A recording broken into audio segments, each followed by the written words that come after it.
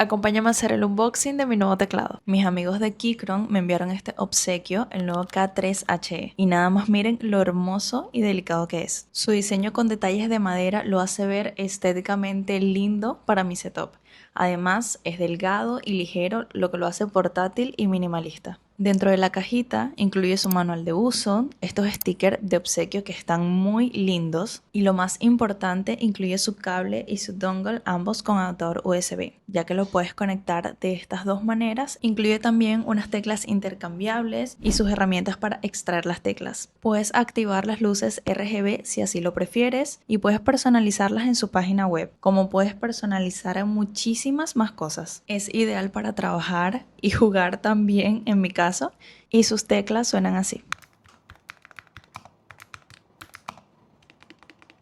Si a ti también te gustó este teclado tanto como a mí, puedes utilizar el enlace en mi perfil y obtener un 5% de descuento en tu compra.